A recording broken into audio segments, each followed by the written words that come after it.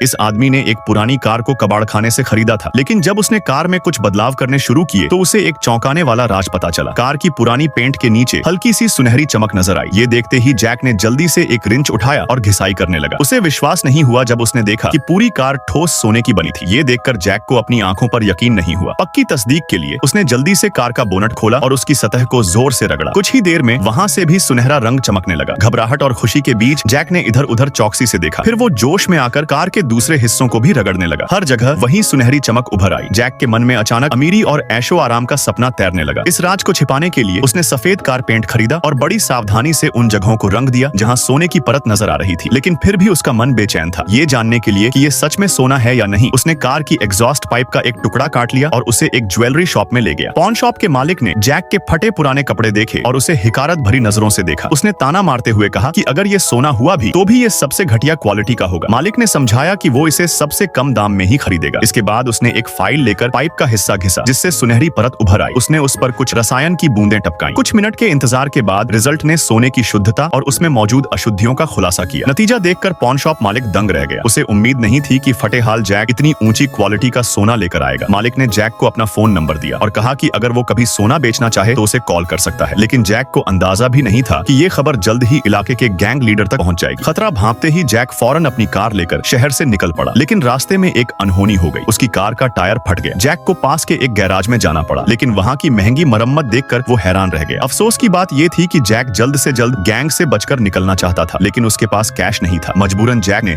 अपनी कार के exhaust pipe का सुनहरी टुकड़ा देकर मरम्मत का खर्च चुकाने की पेशकश की। शुरुआत में गैराज मालिक टॉम को यकीन नहीं हुआ, लेकिन जब उसने सोने की जांच करवाई तो उसे यकीन हो गया कि ये असली सोना है। इसके बाद टॉम ने जानबूझकर जैक को किनारे बैठने को कहा। इस दौरान उसने अपने स्टाफ को कार को वर्कशॉप के अंदर ले जाने का आदेश दिया। मैकेनिक्स ने कार को ध्यान से चेक किया और जल्द ही उन्हें कार का राज पता चल गया। उनमें से एक ने फौरन टॉम को यह खबर दी। ये सुनते ही टॉम के चेहरे पर लालच भरी मुस्कान फैल गई।